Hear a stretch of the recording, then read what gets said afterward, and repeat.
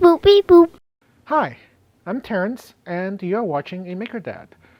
Maybe things will be different if I have girls, but I have two boys, and they're definitely at the age where every stick is a weapon. They're also huge into Star Wars, so I made them pool noodle lightsabers so that they can beat each other up without getting too hurt. Let me show you how they're made. Now, the design that I'm sharing with you today is actually a version 2. This is the original version 1 that featured a PVC pipe glued into a handle with the foam glued onto it. The first problem came a few days after I presented these to my kids and they wanted to change the color of the blade. Not really easy to do since everything's glued together. And the second problem came when I noticed that the safety tip, the little yellow safety tip that I glued onto the end with fatigue off at the end where it's joined to the pipe. This is because in order to make the part flexible, you have to print it with a fairly low infill in order for it to be flexible, but it meant that I had a much weaker tail section where it attached to the pipe. So to fix that, this is my version 2 design. It is held in with an expander plug, so the blade looks like this. The ends are notched, and there is a taper that it sits into inside the handle. And if you can look inside the handle, there is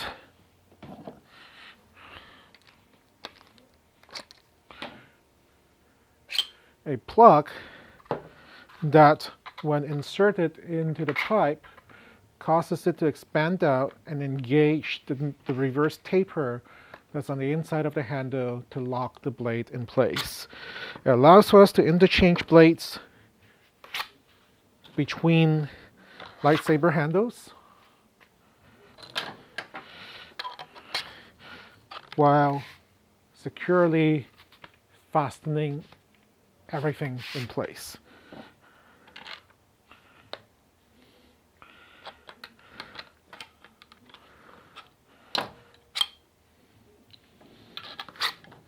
So let me show you a cross-section view of what this looks like.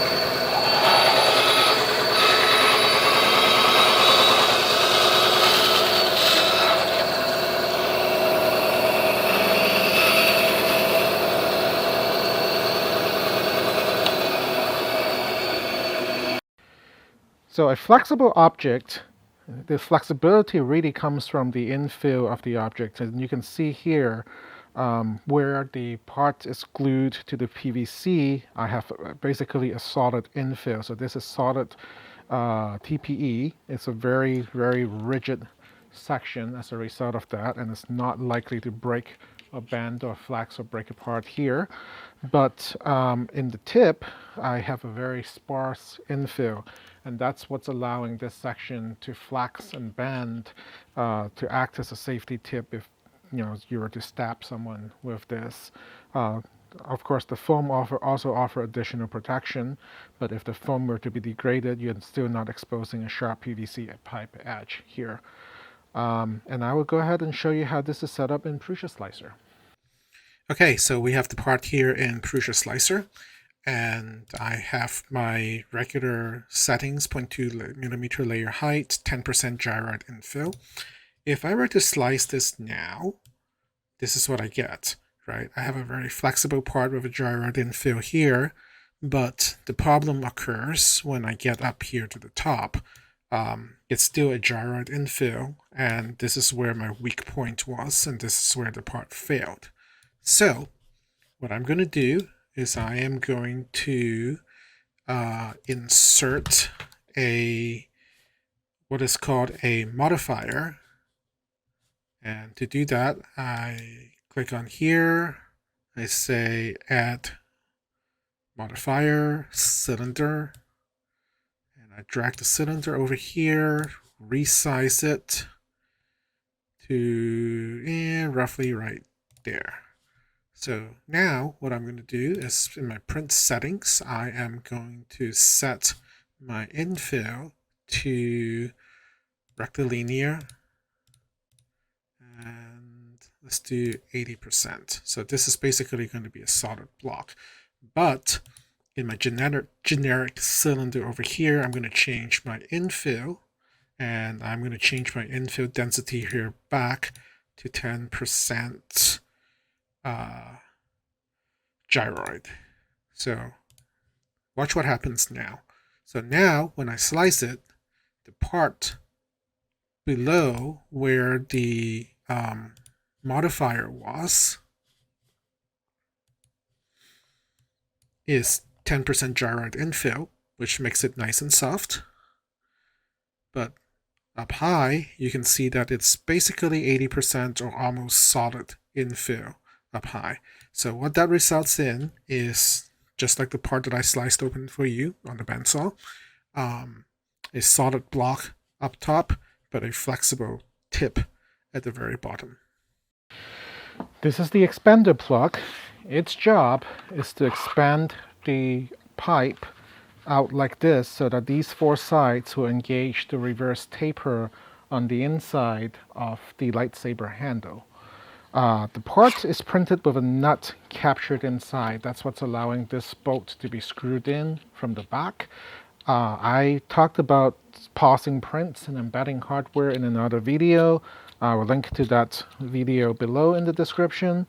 But yeah, I'll also share the Prusa Slicer settings for this file so that you can see how the pause is set up.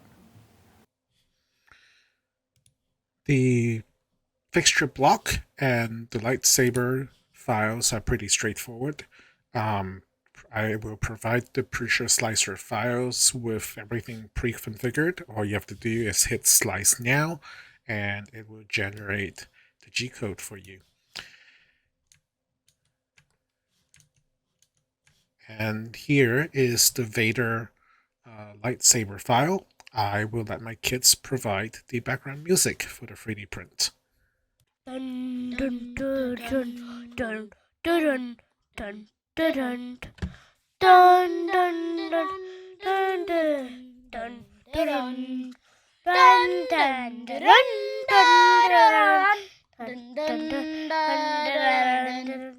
dun, dun. Okay, so back to the fabrication. We are going to cut the PVC pipe on the table saw to about 560 millimeters.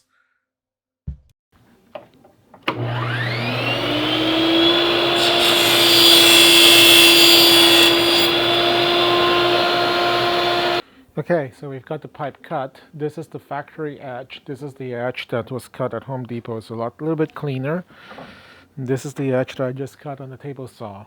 And the edge that we're going to just cut on the table saw, I'm going to chuck it into this tooling fixture block that I've made. This block is designed to correspond to the internal geometry of the lightsaber handle. So this is the section that's going to expand to hold the lightsaber blade in place. This is the section that is just a regular pipe for the handle, and the foam will butt all the way up to here to set the correct depth. So yeah, here we go. We're going to tighten the screws.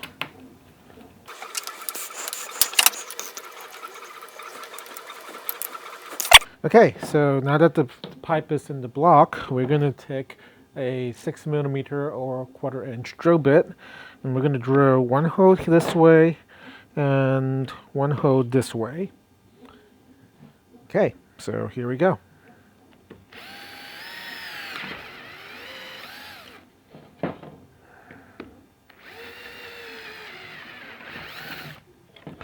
I'm actually just going to drill it from all four sides.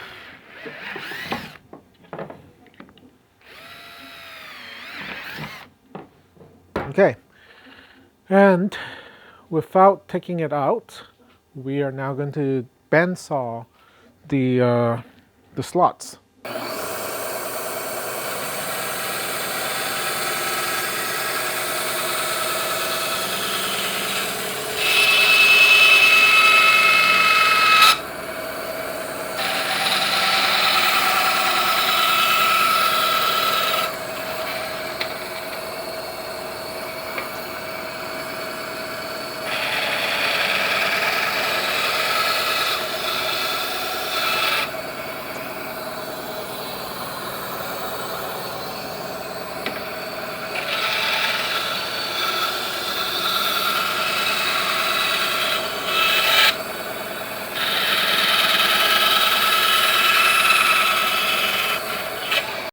Okay, now we're going to assemble the blade. We have the 3D printed safety tip, the PVC pipe that we've just modified, and a piece of foam. So first we're going to put some CA glue, cyanoacrylate, this is super glue, on the ridges on the part here. And we're going to stick that into the pipe end. With the pipe in the drilling and cutting fixture, I'm going to flush up the bottom on the table surface, and I am going to apply a bead, generous bead, or a few generous beads of CA glue on the tip. It's important to just apply to the tip. As we slide the foam noodle down, that's going to spread the CA glue down the PVC pipe shaft.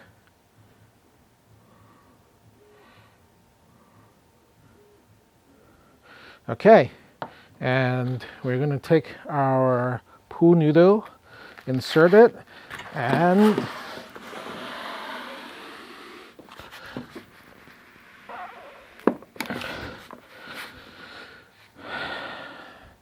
now we pull off the fixture, and we're done. We have a lightsaber blade. Finally, to assemble the lightsaber, we have the handle. And I'm going to install this red blade on here because this is Vader's lightsaber. I'm going to take my tapering plug and insert it down the back, seat it, and screw in the end cap.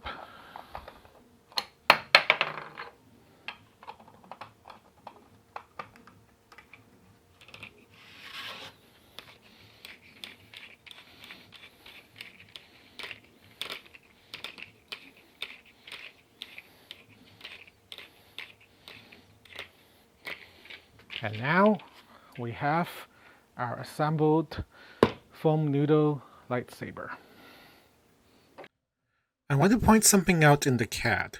If you were to open the reference lightsaber assembly, and if you were to click on the lightsaber and hit Shift X, you can see a cross-section view of the lightsaber. And if you look closely, you can see that the PVC pipe does not extend all the way to the top of the foam. And this is intentional and by design. This way, if you were to stab someone with the lightsaber, this front section here would compress and collapse. This is a compromise. We want the PVC pipe to be rigid enough, the blade to be roughly rigid enough so that you can deal with it, but you don't want the rigid PVC pipe extending all the way to the tippy top where you could potentially cause a more serious injury. So, if you follow the dimensions that I'm giving you, which is 600 millimeters or about 24 inch for the foam, styrofoam, the pool noodle foam, section, and about 560 millimeters for the PVC pipe section, it will all work out fine. But just in case, if you want to look at the subcomponents, you can open individual components and select the different faces in Onshape, and this will give you your distance in between, in this case 600 millimeters. And if you were to open the PVC pipe blade, you can also select the front and back face to see that it's about 570 millimeters across. So there you have it, a 3D printed foam noodle lightsaber. I've basically given my kids a training weapon. What could possibly go wrong?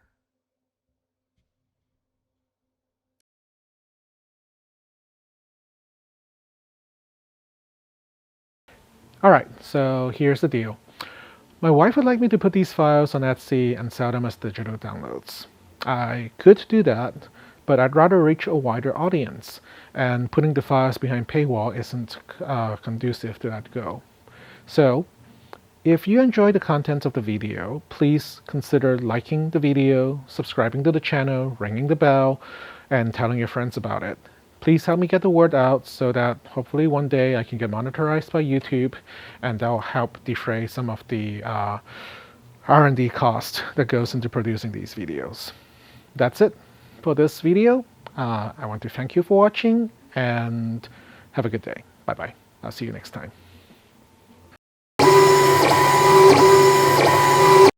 Beep boop, beep boop.